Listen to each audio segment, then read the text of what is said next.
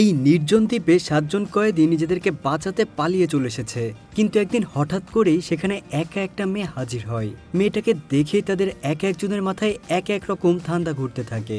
আর মুভিটার একেবারে শেষে যেতে যেতে যা যা ঘটে তা তোমাদের ধারণারই বাইরে। মুভিটা যদিও একটু পুরনো, তবে তোমরা যদি একটু মনোযোগ দিয়ে দেখতে পারো তাহলে পুরোপুরি ভিন্নধর্মী একটা স্বাদ পাবা। তাহলে চলো আর দেরি না করে শুরু করা যাক। গল্পের শুরুতেই আমরা সমুদ্রের একটা দ্বীপে দুজন লোককে দেখতে পাই, যাদের একজনের নাম মেশিন আর একজনের নাম নোমান। এই দ্বীপে তারা দুজন কোনো একটা গেম খেলছিল, আর ঠিক তখনই তাদের মধ্যে প্যারি নামের একটা লোক চলে আসে। এই লোকটা সবসময় মেয়েদের মতো করে থাকে, সবাই তাকে নিয়ে মজা করে। কেউ যখন মজা করে তাকে নিয়ে উল্টাপাল্টা কথা বলে তখন সে খুবই রেগে যায়। আর এই চতুর্থ জনের নাম হলো ম্যাক্স, তার আবার শিকারের প্রতি প্রচন্ড ঝোঁক। এইদিকে আমরা স্যাম নামের আরেকজনকে দেখতে পাই, তার কাজ হলো সারাদিন মাছ ধরে বেড়ানো। এই দ্বীপে আমরা আরো দুইজন লোককে দেখতে পাই, গলায় লাল রুমাল পেঁচানো লোকটার নাম ভিঞ্চি, আর চশমা পরে গোল গোল নাদুস নুদুস লোকটার নাম জন। এরা এই ৭ জন মিলে এই দ্বীপে একটা কুড়ে ঘরের মতো বানিয়ে সেখানে একসঙ্গেই থাকে। এরা প্রত্যেকেই এক একজন কয়েদি। বিভিন্ন রকম অপরাধ করার কারণে তাদেরকে জেলে রাখা হয়েছিল, কিন্তু গত বছর একবার একটা জাহাজে করে তাদেরকে নিয়ে যাওয়ার সময় হঠাৎ করেই সমুদ্রে ঝড় ওঠে, আর ঠিক তখনই তারা সেই সুযোগে সেখান থেকে পালিয়ে আসে। আসার সময় তারা কিছু বন্দুক আর কিছু জিনিসপত্র নিয়ে আসে, আর তারপর থেকেই তারা এই দ্বীপে থাকতে শুরু করেছে। তো যাই হোক, কিছু সময় পর তারা দূরে একটা জাহাজকে দেখতে পায়। জাহাজটা দেখে তারা খুবই খুশি হয়ে যায়। জাহাজটাকে দেখে প্যারি তাড়াতাড়ি করে সেখানে কিছু কাঠ পাতা দিয়ে আগুন জ্বালায়, যেন জাহাজটা এই আগুনটা দেখে তাদের দিকে এগিয়ে আসে।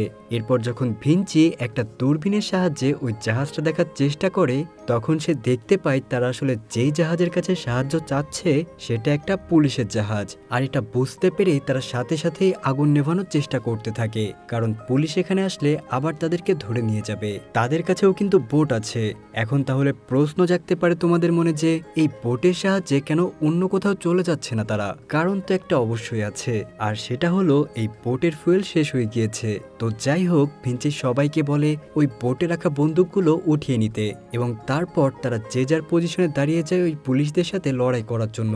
কিন্তু দেখা যায় ওই জাহাজটা আসলে তাদেরকে দেখেইনি, এই জন্য জাহাজটা ওই দ্বীপের পাশ দিয়ে অন্যদিকে চলে যায়। তো এরপর আমরা দেখতে পারি তারা যখন সমুদ্রের কাছে আসে তখন সেখানে একটা মেয়েকে অজ্ঞান অবস্থায় পড়ে থাকতে দেখে। তারা সবাই মিলে যখন তাকে সেখানে দেখতে পায় তখন তারা তাকে উঠিয়ে তাদের ওই কুড়ে ঘরটাতে নিয়ে যায়। অনেক চেষ্টা করে কিছুক্ষণ পর যখন মেয়েটার জ্ঞান ফিরে আসে তখন সে আশেপাশে এত পুরুষদেরকে দেখে ভয় ঘাবড়ে যায়। তার মনে হয় এই লোকগুলো হয়তো তার সাথে খারাপ কিছু করবে। অবশ্য ভয় পাওয়াটাই স্বাভাবিক, একটা মেয়েকে ঘিরে এতগুলো পুরুষ, তাও আবার নির্জন একটা দ্বীপে। তখন সেখানে থাকা সবাই তাকে অভয় দিয়ে বলে যে একদমই ভয় পেও না, তুমি এখানে একদম সেফ আছো। মেয়েটা তাদের কথা মেনে নেয়। প্রথমে সে পানি খায়, আর তারপর তাকে কিছু খাবার দেওয়া হয়। এরপর মেয়েটা যখন একটু স্বাভাবিক হয় তখন সে তাদেরকে বলে, আমার নাম মায়া, আমি একটা জাহাজে করে যাচ্ছিলাম, হঠাৎ করেই আমাদের জাহাজটা ডুবে যায়, আর আমি কিভাবে যেন এই দ্বীপে চলে এসেছি। তো তারা সবাই মায়ের কথা মন দিয়ে শোনে। এদিকে ওই ৭ জন আবার এতদিন পর মেয়ে দেখে খুবই এক্সাইটেড ফিল করে। তো রাতের সব কয়টা দুষ্টু লোক মিলে বাইরে বসে কথাবার্তা বলছিল, আর ওইদিকে প্যারি আর মায়া বোটে বসে আছে। প্যারি মায়ের সাথে কথা বলতে গিয়ে তাকে সব বলে দেয়। সে বলে, আমরা সবাই এক একজন কয়েদি, পুলিশ যখন আমাদেরকে নিয়ে যাচ্ছিল তখন আমরা সেখান থেকে পালিয়ে এসেছি।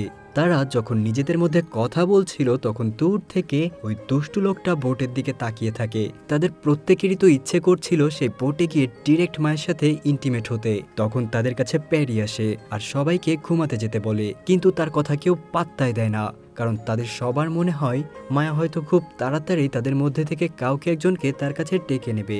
এদিকে মায়া বোটের ভেতর কয়েকটা বন্দুক দেখতে পায়। ওই বন্দুকগুলো দেখে তার ইচ্ছে করে সেগুলো দিয়ে সে ওই লোকগুলোকে গুলি করে মেরে ফেলবে, আর তারপর বোটটা নিয়ে সেখান থেকে পালিয়ে যাবে। আর এটা চিন্তা করে সে ওখান থেকে একটা বন্দুক তুলে নেয়। ওই লোকগুলো তখন নিজেদের মধ্যে কথাবার্তা বলছিল। মায়া তখন তাদের দিকে বন্দুক তাক করে। মায়া গুলি করতে যাবে, আর ঠিক তখনই সে দেখে বন্দুকের ভেতরে তো কোনো গুলিই নেই। তখন সে অন্য বন্দুকগুলো চেক করে দেখে আসলে কোনোটাতেই তো গুলি নেই। পরদিন সকালবেলা তারা যখন সবাই বসে খাওয়া দাওয়া করছিল, তখন ওই দুষ্টু লোকগুলো মায়াকে বলে তারা মায়াকে বিয়ে করতে চায়। আর এই কথা শুনে মায়া তাদেরকে বলে, আমি প্রত্যেকের সঙ্গেই একবার করে একা কথা বলতে চাই, কথা বলে আমার যাকে ভালো লাগবে আমি তাকে বিয়ে করব। এই কথা শুনে তো প্রত্যেকের মনের মধ্যেই লাড্ডু ফুটে ওঠে। তাদেরও মনে হয় মায়া আসলে ঠিকই বলছে, তাই তারা তার কথায় রাজি হয়ে যায়। এর কিছুক্ষণ পরে দেখা যায় মায়া ম্যাক্সের সাথে কথা বলছে। আসলে প্রথম সুযোগটা ম্যাক্সই পেয়েছে, এজন্য সে তো মহা খুশি হয়ে যায়। সে মনে মনে ভাবে এটাই সবচেয়ে বড় সুযোগ মায়ের মনটাকে জয় করার জন্য, যদিও তাদের বয়সের পার্থক্যটা অনেক বেশি। তো যাই হোক, ম্যাক্স মায়ের চেয়ে অনেক বড় হলেও মায়ার তার কথাবার্তা বেশ ভালো লাগে, কিন্তু তারপরেও মায়া তার কাছে ভাবার জন্য একটু সময় চেয়ে নেয়। এদিকে অন্যরা তাদের উপর নজর রেখেছে, যদিও তারা জানে যে মায়া আর যাই হোক ম্যাক্সকে কখনোই বিয়ে করবে না, কিন্তু তবুও তারা তাদের একা ছাড়ে না। রাতে ম্যাক্সের ইচ্ছা করছিল সে বন্দুক দিয়ে গুলি করে সবাইকে মেরে ফেলবে, কারণ সবাইকে মেরে ফেলতে পারলেই তো সে মায়াকে নিজের করে নিতে পারবে।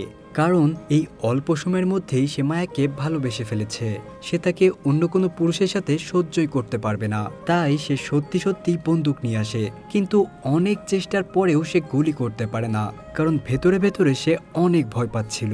পরদিন সকালে মায়া নোমানের সাথে কথা বলে। মায়ের মন জয় করার জন্য নোমান তাকে বিভিন্ন ধরনের কথা বলে ইমপ্রেস করার চেষ্টা করে। মায়া তার কথাবার্তা শুনেই বুঝতে পারে নোমান লোক হিসেবে তেমন একটা সুবিধের নয়, কিন্তু তারপরেও সে তাকে কিছুই বুঝতে না দিয়ে তার কাছে সময় চেয়ে নেয়। নোমানের সাথে কথা বলার পর এক এক করে বাকি সব লোকগুলো মায়ের সাথে আলাদাভাবে কথা বলে। তারা প্রত্যেকেই তাকে ইমপ্রেস করার জন্য বিভিন্ন রকম কথাবার্তা বলে, এমনকি অনেক মিথ্যা কথাও বলে। মায়া তাদের সাথে কথা বলে খুব ভালোভাবেই বুঝতে পারে তারা এক একটা কত বড় মিথ্যাবাদী, কিন্তু তবুও সে কারো মন ভাঙে না আর সবার কাছে থেকেই ভাবার জন্য সময় চেয়ে নেয়। রাতের বেলা স্যাম দোলনায় শুয়ে শুয়ে স্বপ্ন দেখতে শুরু করে। স্বপ্নে সে মায়াকে দেখতে পায়। সে দেখে মায়া তাকে বিয়ে করার জন্য রাজি হয়ে গেছে। মায়া রাজি হয়ে গেছে শোনার পরপরই সে তার উপর ঝাঁপিয়ে পড়ে, কিন্তু আসলে সে তো পুরোটাই স্বপ্ন দেখছিল। তাই সে ওই দোলনায় নিজেকে পেঁচিয়ে ফেলে, আর এমনভাবে পেঁচিয়ে যায় যে সে সেখানে দম বন্ধ হয়ে মারা যায়। কি একটা অবস্থা দেখেছেন, একটা মেয়েকে স্বপ্ন দেখতে গিয়ে জীবনটাই চলে গেল। পরদিন সবাই স্যামের মারা যাওয়ার বিষয়টা নিয়ে খুবই মন খারাপ করে। তারা সমুদ্রের কিনারায় তাকে কবর দেয়। এদিকে ভিঞ্চি স্যামের মৃত্যুতে একটুও কষ্ট পায় না, কারণ তার মনে হয় মায়াকে পাওয়ার প্রতিযোগিতায় অন্তত একজন প্রতিযোগিতা কমলো। ওদিকে আমরা দেখতে পাই পেরি একটা ছোট্ট সাপের বাচ্চা নিয়ে খেলছে আর কথা বলছে। তার ছোটবেলা থেকেই সাপ খুবই পছন্দ, তার খুব শখ ছিল সে সাপ পালবে। কি শখ রে বাবা। অন্যদিকে জন বসে বসে তার ছুরিতে ধার দিচ্ছে, আর ঠিক তখনই তার কাছে মায়া আসে। মায়া সেখানে সে জনের হাতে ছুরি দেখে এতটাই ভয় পেয়ে যায় যে সে ওখান থেকে পালিয়ে যায়। জনও তার পিছু পিছু দৌড়াতে শুরু করে। কিছু দূর দৌড়ানোর পর মায়া হঠাৎ করেই কিছু একটাতে বেঁধে পড়ে যায়। সে যখন পেছনে ঘুরে তাকায় তখন দেখে তার কাছে জন চলে এসেছে। জনকে ওভাবে দেখে মায়ের মনে হয় সে হয়তো তাকে জোর করে রেপ করবে আর তারপর তাকে মেরে ফেলবে, কিন্তু যখনই দেখে জন তাকে ফুল দিচ্ছে তখনই মায়ের ভেতর থেকে সব ভয় দূর হয়ে যায়। অন্যদিকে রাতের বেলা যখন সবাই ঘুমাচ্ছিল তখন প্যারি লুকিয়ে সেখানে সাপ নিয়ে আসে। আসলে এই হাফ লেডিস প্যারিও মায়াকে বিয়ে করতে চায়, তাই সে ওই কুঁড়ে ঘরে তার নিয়ে আসা সাপটা ছেড়ে দেয়। সে এই কাজটা করে যেন সাপের কামড়ে তাদের মধ্য থেকে 2-3 জন অন্তত মারা যায়, কিন্তু তার কপালটা আসলে খুবই খারাপ। সাপটা কাউকে না কামড়ে ওই কুঁড়ে ঘর থেকে বের হয়ে যায়, আর এটা দেখে প্যারির ওই সাপটার উপর খুবই রাগ হয়ে যায়। সেও বাইরে চলে আসে। সেই সাপটাকে ধরে রাগে উল্টাপাল্টা কথা বলতে শুরু করে, আর ঠিক তখনই তার সাপটা তাকেই কামড়ে দেয়। এই সাপটার আবার অনেক বিষ ছিল, তাই সেই বিষের প্রভাবে প্যারি সেখানে ছটফট করতে করতে মারা যায়। পরদিন সেই জায়গায় প্যারিকে কবর দেওয়া হয় যেখানে ম্যাক্সকে কবর দেওয়া হয়েছিল। প্যারির মৃত্যুতে সবাই অনেক কষ্ট পায়, কিন্তু মায়াকে দেখা যায় সে মুচকি মুচকি হাসছে। কিন্তু কেন যে সে হাসছে সেটা আসলে আমারও জানা নেই। হতে পারে সে হয়তো বুঝে গিয়েছিল প্যারির মনের মধ্যেও তাকে পর তীব্র আকাঙ্ক্ষা আছে। কিছুক্ষণ পরে মায়া গোসলের জন্য রেডি হচ্ছিল, তখন মেসি লুকিয়ে লুকিয়ে তাকে দেখছিল। অন্যদিকে নোমানও সেখানে কিছু একটা করছিল। সে বোটের ভেতর থেকে একটা সিলিন্ডার বের করে নিয়ে আসে, আর তারপরই ওই সিলিন্ডারটা নিয়ে কি যেন একটা করে। এদিকে জনও সবাইকে মেরে ফেলতে চায়, আর এজন্য সে এক ধরনের বিষ বানাতে শুরু করে। তখনই তার কাছে মেসি চলে আসে। জন তখন তাকে চা খাওয়ার জন্য অফার করে, সেই সাথে নিজেও 1 কাপ চা নেয়। আসলে জন কিন্তু মেসির চায়ের কাপেই বিষ মিশিয়ে দিয়েছে। এদিকে মেসি এবার জনকে একদমই বিশ্বাস করে না, তাই সে সুযোগ বুঝে তার চায়ের কাপটা বদলে ফেলে। এরপর তারা দুজন মিলে চা খেতে শুরু করে। জন তাড়াতাড়ি করে তার চা শেষ করে, আর একটু পরেই সে মারা যায়, কারণ সেই বিষ মিশানো চাটা আসলে জনই খেয়েছে। ব্যাপারটা অনেকটা কিরকম হলো বলেন তো, নিজের খোঁড়া গর্তেই নিজেরই পড়তে হলো। তো এর কিছুক্ষণ পর জনকেও সমুদ্রের কিনারে বাকি দুইটা কবরের পাশেই কবর দেওয়া হয়। এখন শুধুমাত্র বেঁচে আছে মায়া বাদে আর 4 জন মানুষ। এখন দেখার বিষয় মায়া আসলেই 4 জনের মধ্য থেকে কার হয়। অন্যদিকে দেখা যায় নোমান সবার চোখের আড়ালে গিয়ে কুঁড়েঘরের একটা জায়গায় গর্ত করে সিলিন্ডারটা সেখানেই রেখে দেয়। আর এটা আসলে সেই সিলিন্ডার যেটা দিয়ে সে কিছু একটা করেছে। তো দেখা যায় কিছুক্ষণ পরে সবাই নোমানকে বাদ দিয়ে খাবার খেতে শুরু করেছে।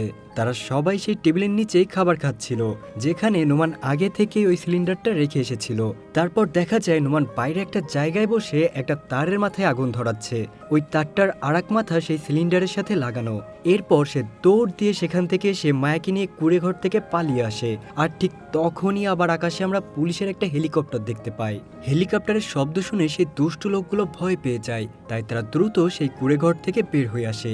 এদিকে নোমান সেই 3 জনকে বাইরে বের হয়ে আসতে দেখে বুঝতে পারে তার প্ল্যানটা ফেল হয়ে গিয়েছে।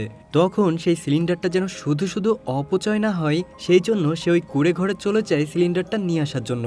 সে যখনই ওই সিলিন্ডারটা আনতে ঘরে ঢোকে তখনই সেই সিলিন্ডারটা ব্লাস্ট করে, ফলে ঘরটার সাথে সে নিজেও সেখানে পুড়ে যায়। অর্থাৎ নিজের পাতা ফাঁদে আবারও নিজেই আরেকজন মারা গেল। আর তার কবরটাও সেখানেই দেওয়া হয় যেখানে বাকিদের কবর দেওয়া হয়েছিল। এখন আর বাকি আছে মাত্র 3 জন।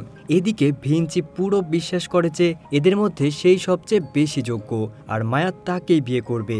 মেসিও যেভাবেই হোক মায়াকেই বিয়ে করতে চায়। এরপর হঠাৎ করেই সে একটা চুরি বের করে ভিঞ্চিকে মারার চেষ্টা করে, কিন্তু ভিঞ্চি তাকে মেরে মেরে তার অবস্থা একেবারেই কাহিল বানিয়ে দেয়।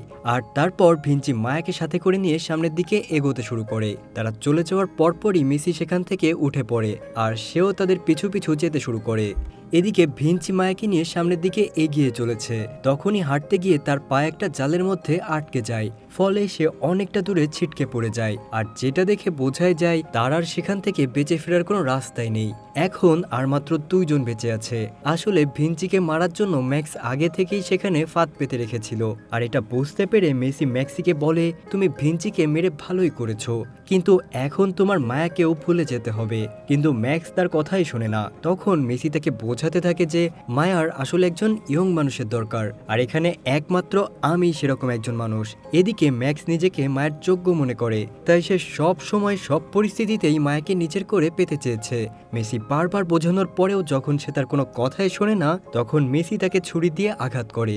যখন ম্যাক্স প্রায় মরা মরা অবস্থা, ঠিক তখনই সে ছুরিটা নিয়ে ম্যাক্সের প্রাইভেট পার্টটা কেটে দেয়, যার কারণে মেসিও ছটফট করতে করতেই মারা যায়। এখন এই পুরো দ্বীপে শুধুমাত্র মায়া একাই বেঁচে আছে। আসলে মায়া গোয়েন্দা বিভাগের একজন সদস্য। সে এখানে জেনে বুঝে এসেছিল। তার আসল টার্গেটই ছিল এখানে থাকা 7 জনকে মেরে ফেলা, কিন্তু এখানে এসে মায়ার তাদেরকে মেরে ফেলার জন্য একটুও কষ্ট করতে হয়নি, কারণ এখানে থাকা প্রত্যেকটা মানুষই নিজের করা ভুলের কারণেই মারা গেছে। আর ঠিক এই রকম একটা পয়েন্টে এসে আমাদের গল্পটাও শেষ হয়ে যায়। মুভিটা একটু পুরনো হলেও আমার কাছে কিন্তু বেশ ইন্টারেস্টিং লেগেছে। একটা মেয়েকে পাওয়ার জন্য 7টা মানুষ কিভাবে নিজেদেরকে একে অপরের দুশমন ভাবতে শুরু করেছিল দেখেছেন তো। অথচ মেয়েটা আসার আগ পর্যন্ত তারা কত ভালোভাবে মিলেমিশে সময় পার করত। তো যাই হোক বন্ধুরা, পুরোটা সময় জুড়ে আমাদের সাথে থাকার জন্য তোমাদেরকে অনেক ধন্যবাদ।